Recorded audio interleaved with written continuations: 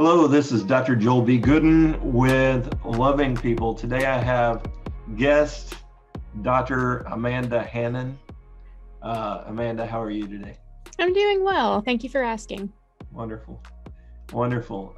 And Amanda and I went to grad school together at Florida State University in Tallahassee.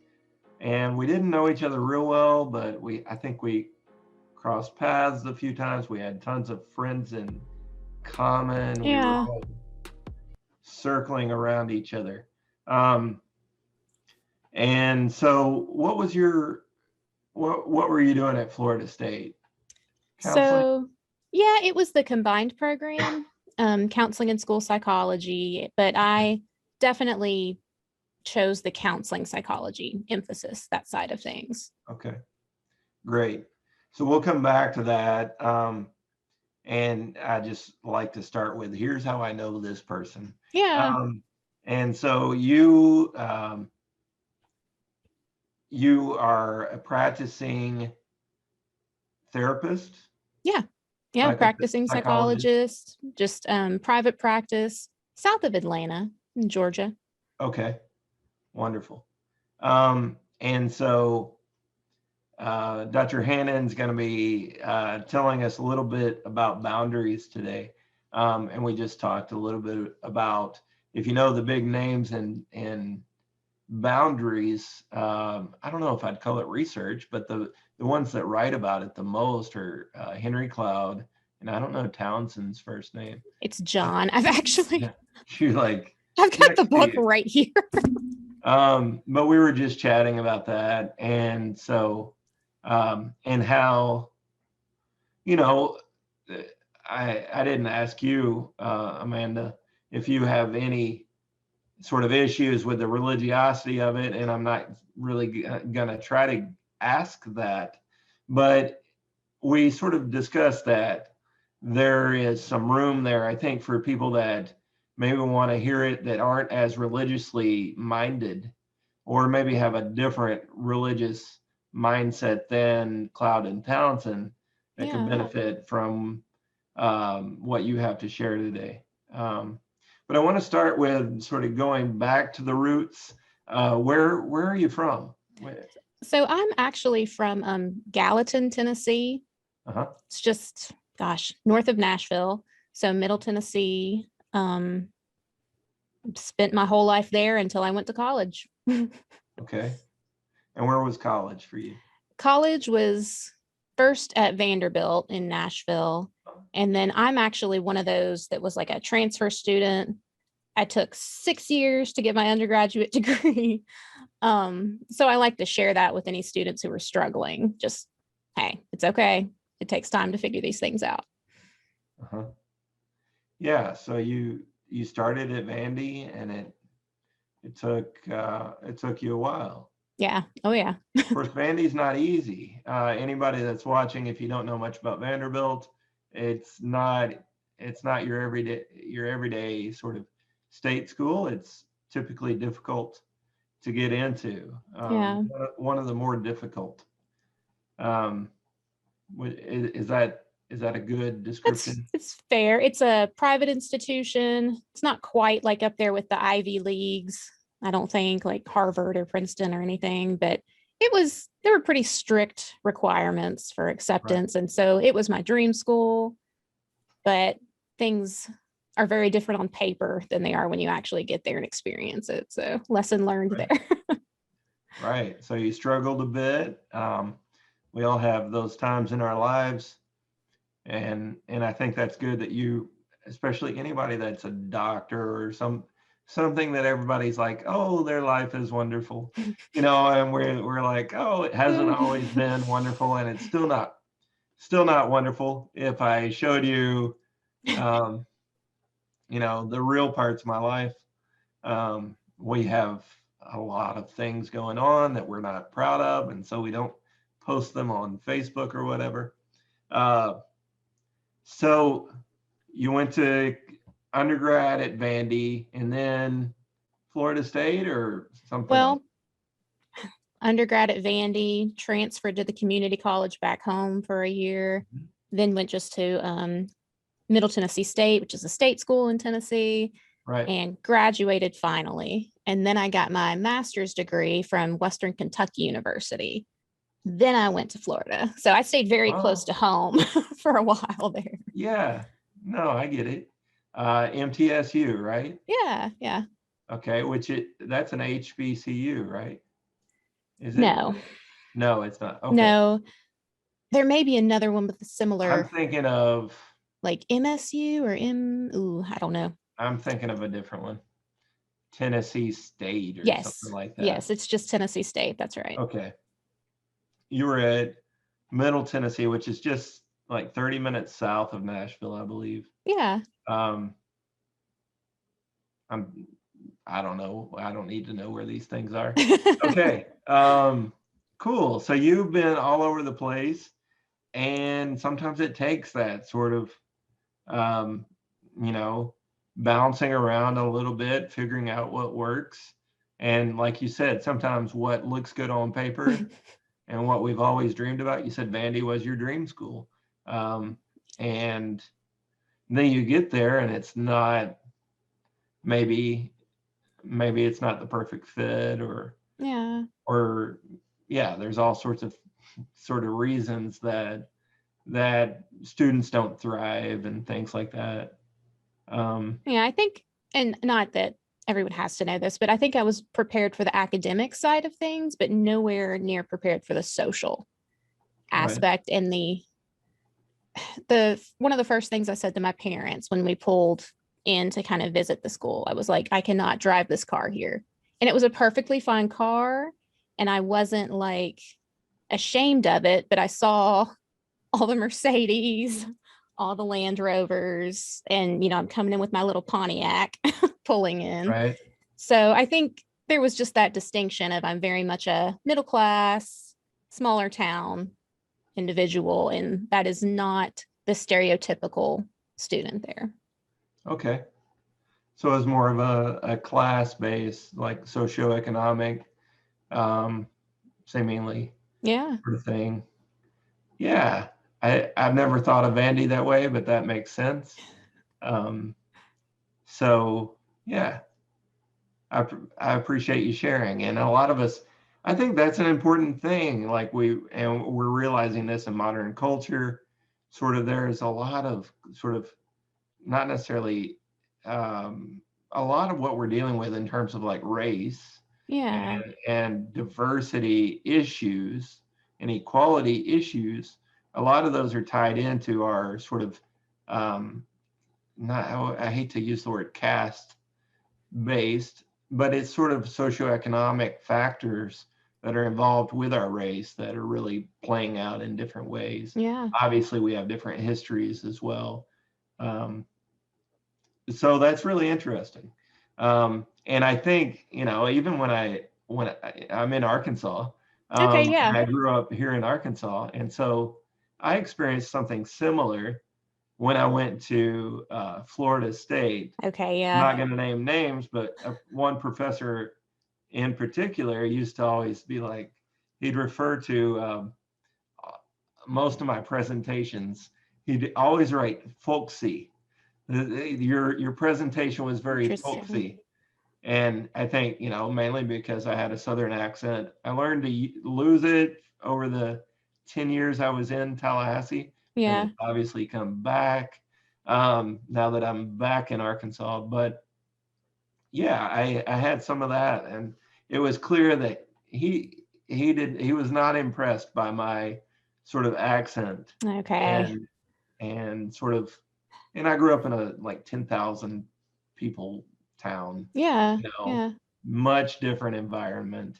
And then, yeah, so I understand a little bit, maybe not. Yeah, it sounds like it. Yeah. So you got to Florida State, you got the dual degree program in school and counseling psych, which is awesome. And then you focused on counseling. Yep. And you got your PhD. Yep. It was just that simple too. It happened that fast. Yeah.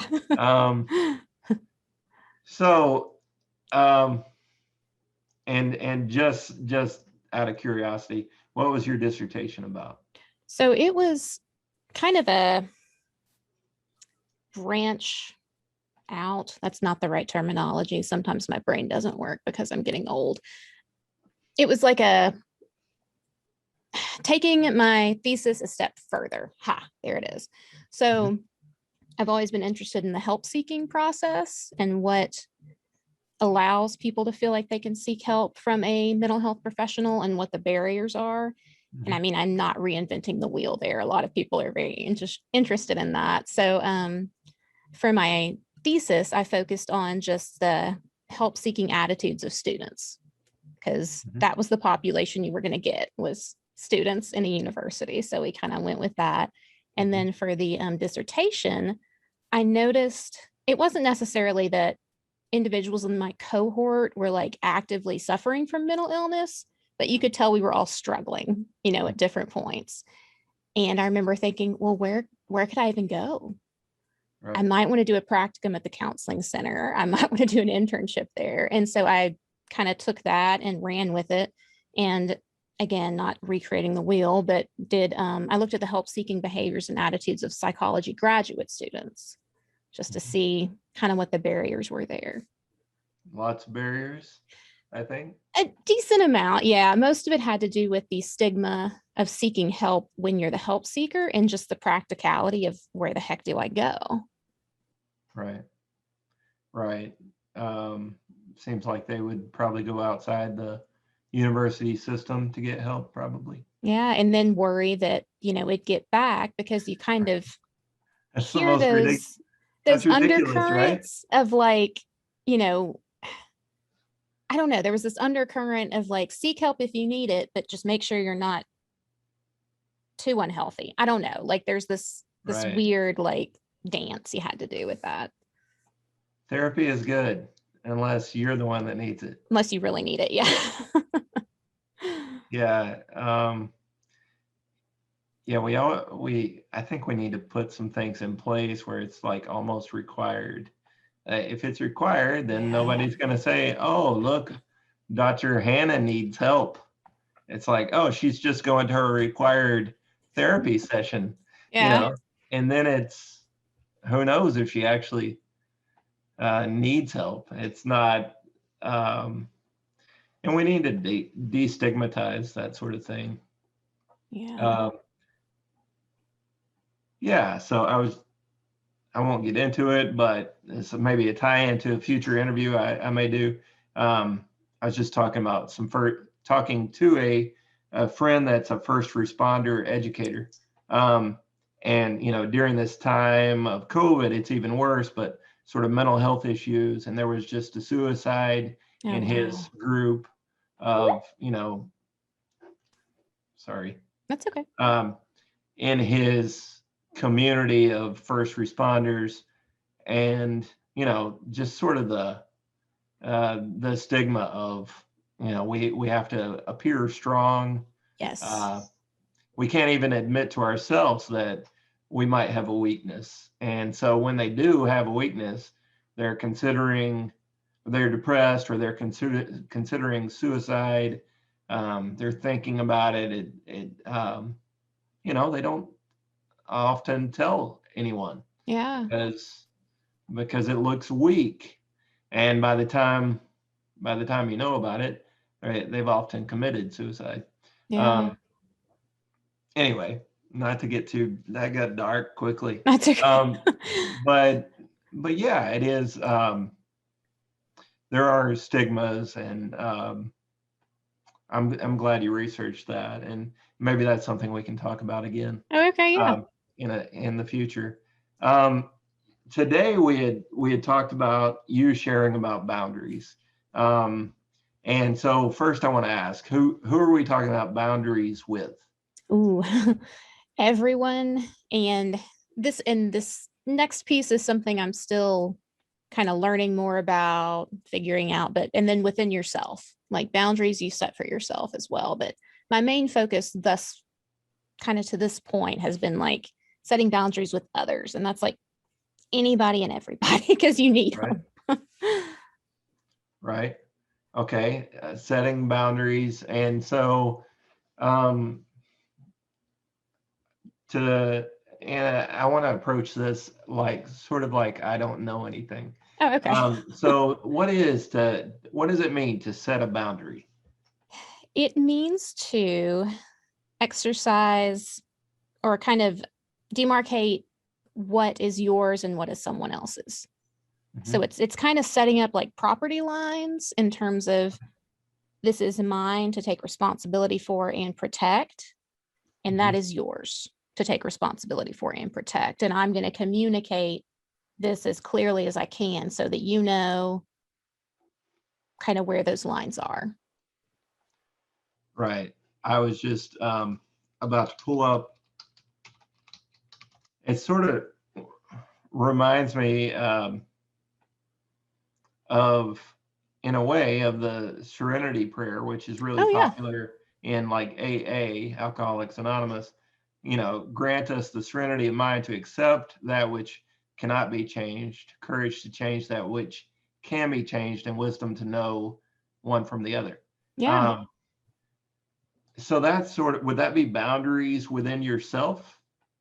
I think so. I think to a Yeah. large extent, yes. And then it also is kind of saying, hey, look, you can't control this over here.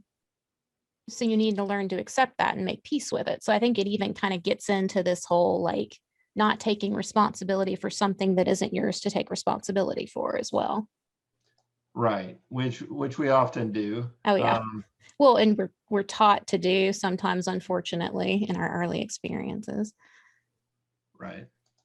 Um, right. And so in speaking of being taught to do things, that is a lot of parents, um, obviously teaching us. Yeah. And so, and those who teach us often, we go through this process of, uh, maybe you could talk about that if you want, Sure. sort of that process of where the boundaries are sort of in childhood, and maybe and how that changes during teenage years, emerging adulthood, and maybe what we should strive for in our 30s, let's say. Oh, okay. So let's see. In childhood, obviously the parental figure has a lot of power. Right. And I think sometimes, unfortunately, like they can be trying to really teach, how to take responsibility. Let's say, like teaching a kid to take responsibility for something they did wrong. Let's Mhm. say they spilled their juice and they don't want to admit to spilling their juice. Um, I think the parent can sometimes be faced with the difficult task of teaching the child, hey, you need to take responsibility for it by cleaning it up, whatever that looks like in that family unit. Unfortunately, where I see that there's kind of this boundary leak or this boundary misstep is if the parent gets like extremely upset and then communicates to the child, you made me upset. Mhm. Because the kid didn't make the parent upset. The kid made a mistake. The parent chose to respond, whether that's subconscious or conscious, chose to respond in a certain way and chose to have a certain emotion. And the emotion is their responsibility. So I see that.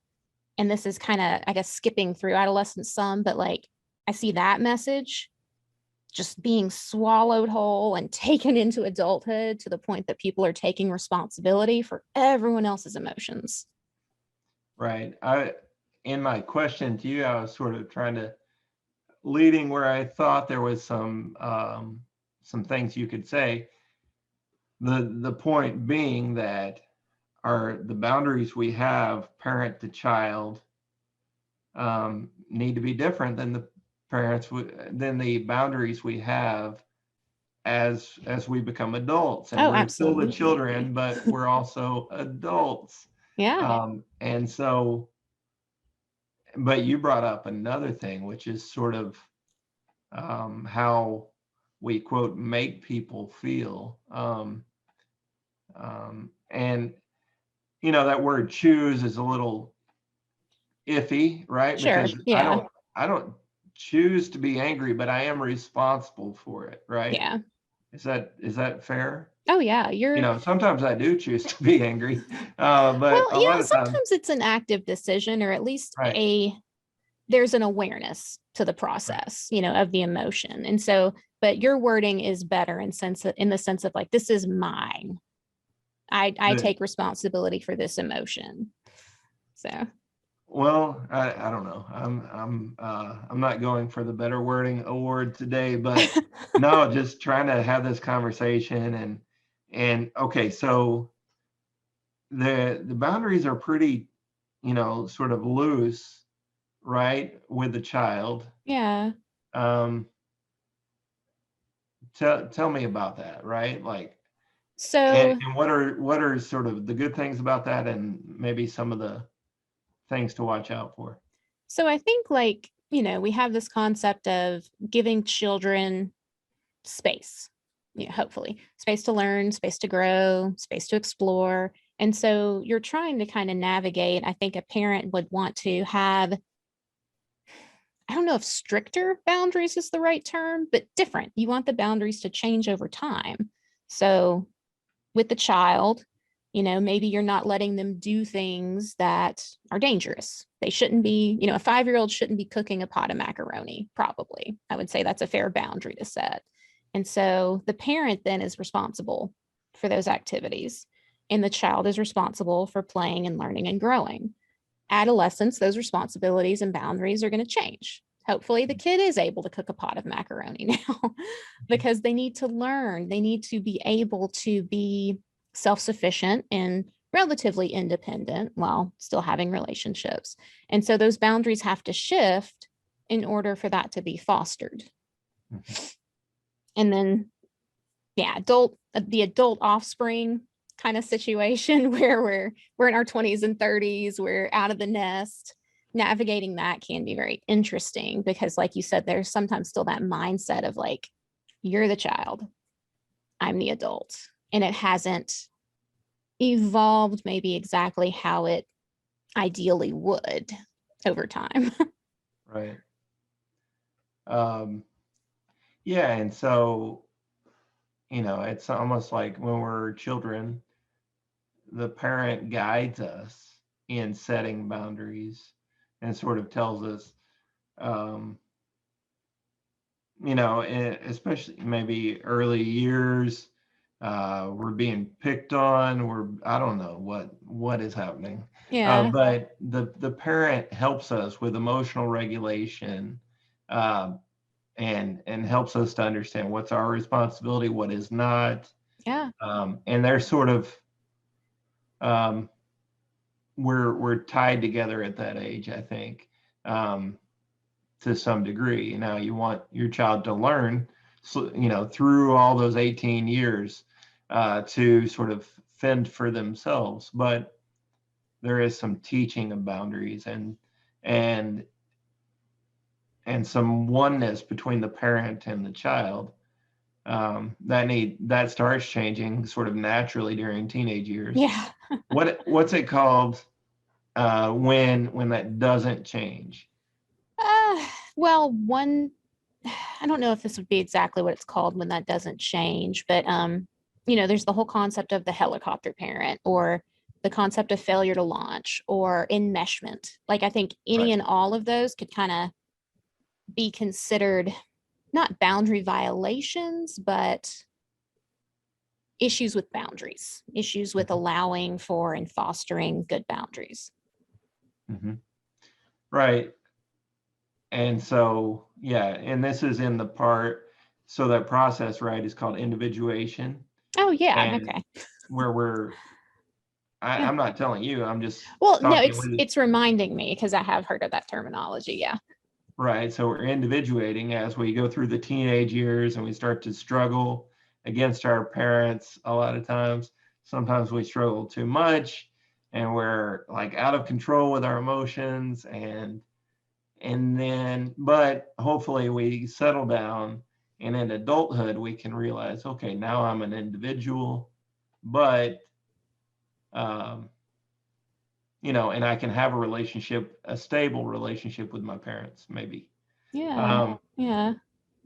and that would be sort of an example of healthy individuation. What does Yeah. that look like? What types of boundaries do you work with, and do you help people establish? I mean, one of the biggest and simplest is just that two-letter word, no. Hmm. Learning how to say no, being comfortable saying no. That's something I've struggled with. So, and just to put this out there for me, like this is where the professional and the personal really intersect in terms of like learning how to set boundaries, knowing how to kind of navigate that in relationships. So I think that's why I'm maybe quite so passionate about this. But let's see. What was your question again? I just got all off Just track. saying how what is it that you end up dealing with or teaching your clients maybe with regard to boundaries and setting those up? And Okay, so saying no, first of all. Second of all, some of it's a lot of just psychoeducation of like what the heck is a boundary? Why is it important? Um, and it'll be kind of a similar conversation to what we've had with this is what a boundary does and why it's wonderful.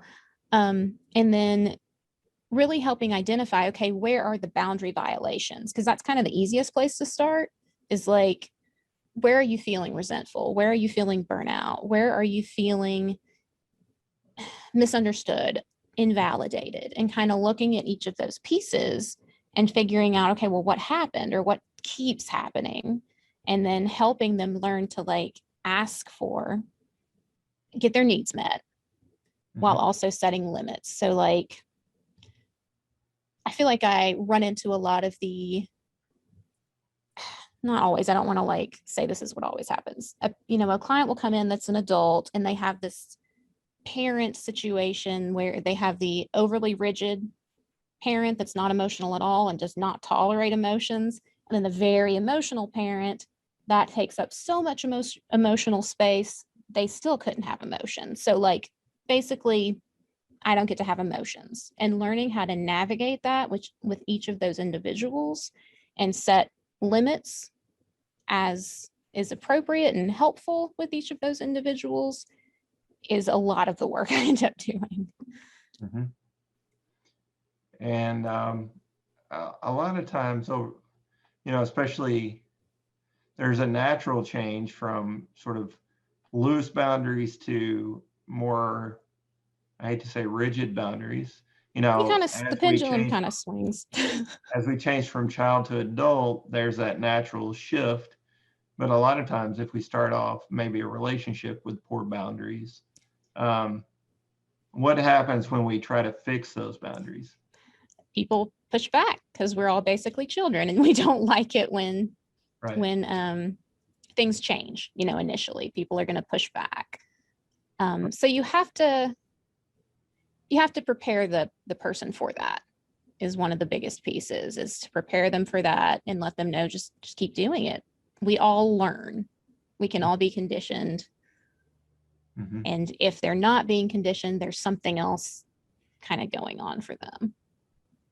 It also reminds me that if we don't sort of set the right boundaries, if we don't sort of understand what we're getting into, if it's a business partnership or if it's a therapeutic relationship or if it's a romantic relationship, if we don't understand ourselves and the boundary needs, then we start doing things with sort of looser boundaries maybe than what we'll need later. And then when we try to fix it, it'll be more difficult, Yeah.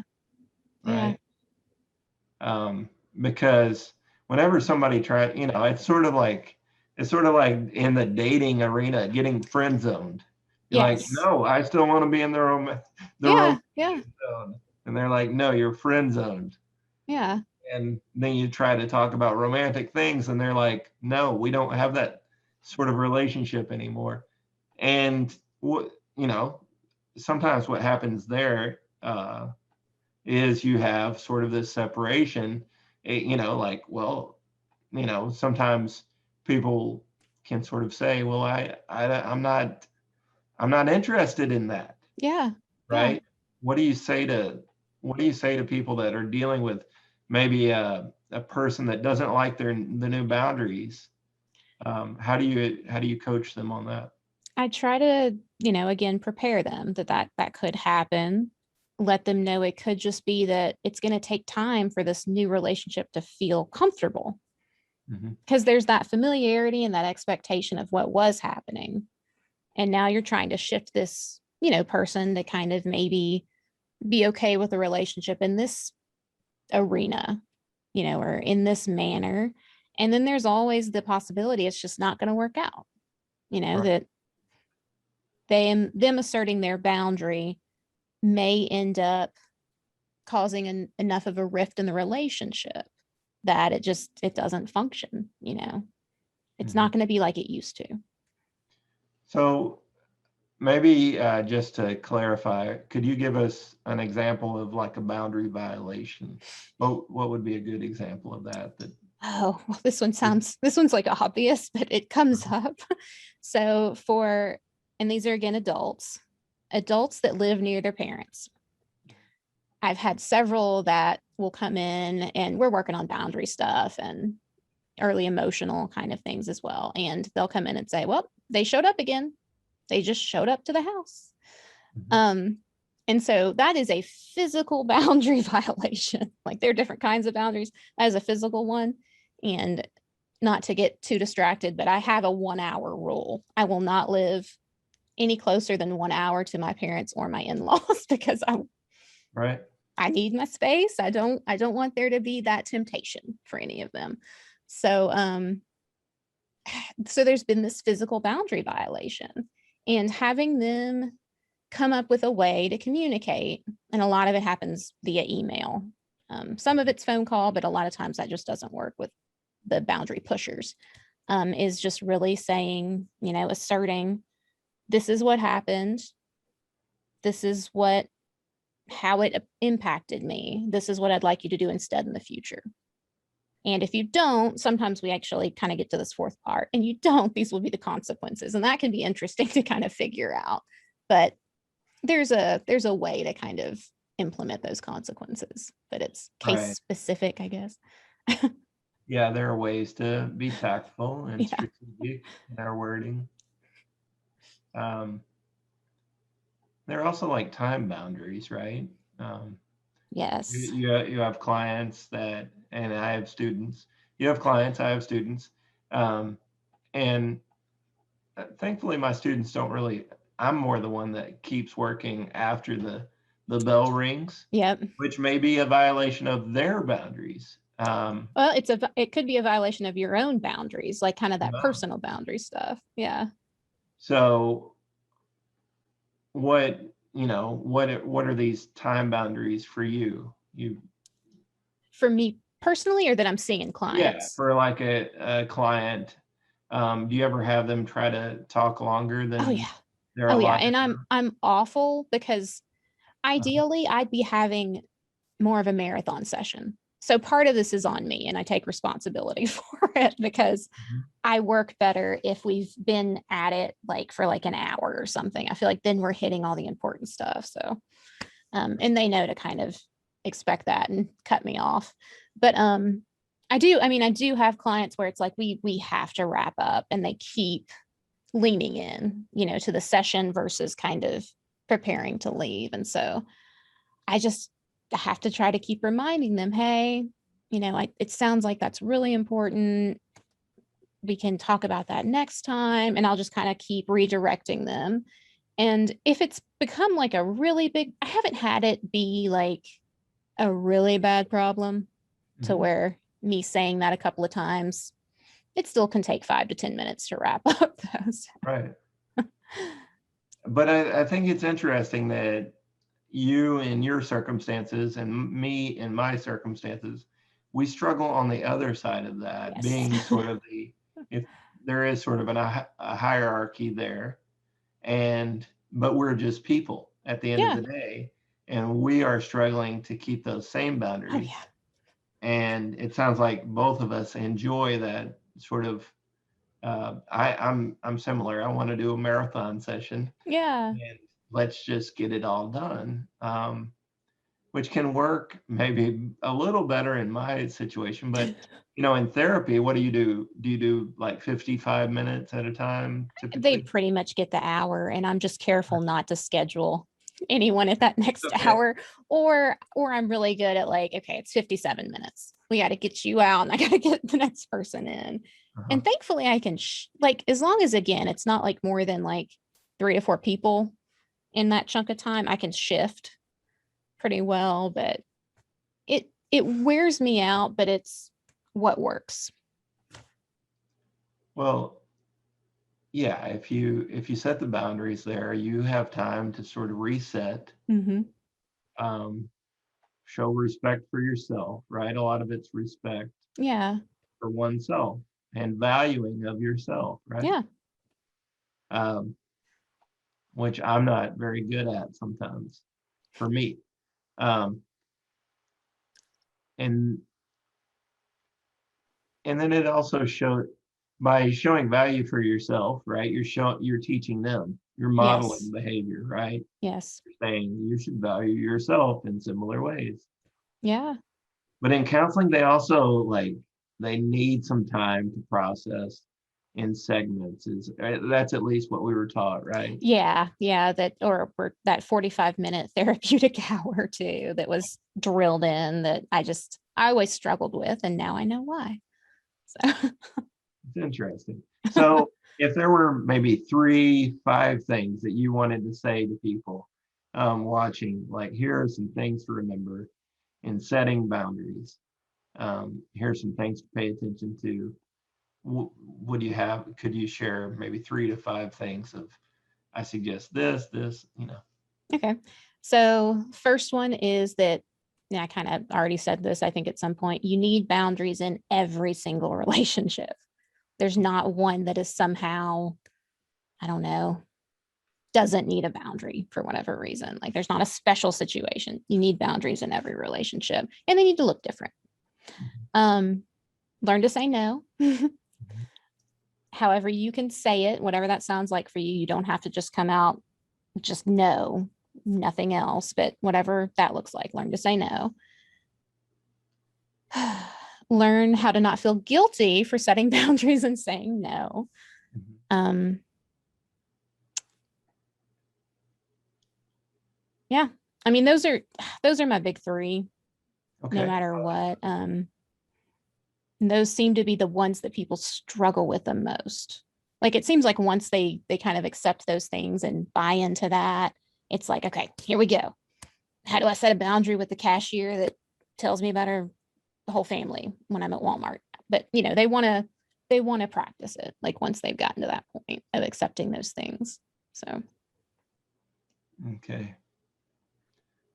No, I think that's good.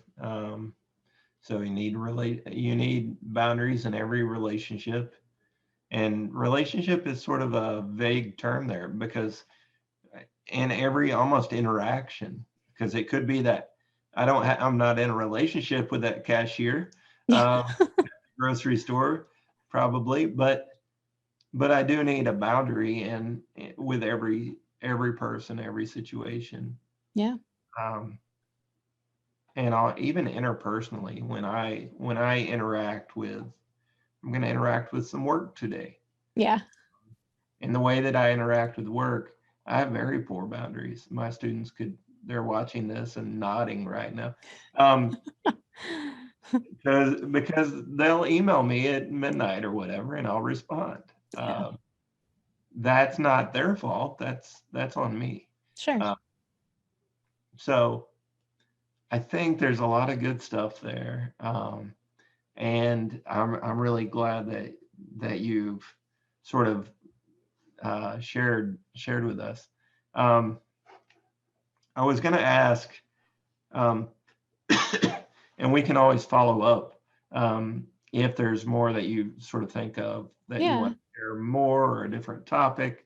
Um, but in terms of sort of understanding, you are a therapist. You have do you have a clinic or just sort of an office that It's you? just an office. Yeah. Right. Um, that's same thing to me, sort of. but clinic like means something bigger, I Oh guess. yeah. Yeah. So what, who should reach out to you? Who could keep up with you? And, how do I know if I'm that person that should reach out to Dr. Hannon, and how do I do that? Yeah. So you can find me on most social media. I've even ventured into TikTok. Oh, wow. We'll Nice. see how this goes. I'm trying to stay relevant with spreading the message, if that makes sense. Uh-huh. So I'm on Instagram and Facebook, and I think it's just like at Amanda Hannon Counseling. I know that's true for Instagram. And then TikTok is at My Psychologist Says. I'm still getting comfortable with TikTok. And then I have a website that's just hannoncounseling.com. So pretty much if you type my name in and put psychology, counseling, Georgia, it's going to pop up. Okay. I don't know of any other Amanda Hannon's counseling people in Georgia. And I'd say that, like, I focused a lot on boundaries. My areas that I think people come in and they really feel like we're a good fit and they really feel like they're getting their needs met are, anxiety, and that can cross into OCD, codependent, anyone who kind of has been called codependent or thinks they're codependent. Then again, that kind of nicely leads and lends itself to the boundary work. And all of that too, just anyone struggling with improving their relationships, not just romantic, but just across the board. Like, I want to get better at this. I want them to be more fulfilling. I want to feel better about myself. Those would be the people that I think really make a lot of progress with me. And I can do depression, but I don't think it's my strong suit necessarily. I'll just put that out there.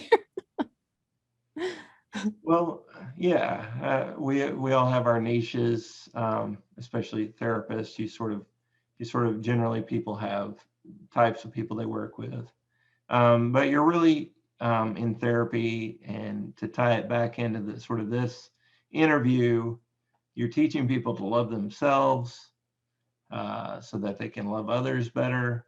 It sounds like you're doing a lot of great work to teach people some of those skills to make that happen in their lives. We don't always, weren't given a guidebook when we were born. There's a lot of self-help books, and it's hard to know which ones to really trust and which. Yeah. And you and I have both come across Cloud and Townsend, which is good, but is also has a lot of religious language in it. So, find information, find somebody to help you, and on this quest that this interview series has, hopefully everybody can love everybody else a little bit better during this time where I don't think we're always being good to each other. Yeah. I appreciate what you're doing.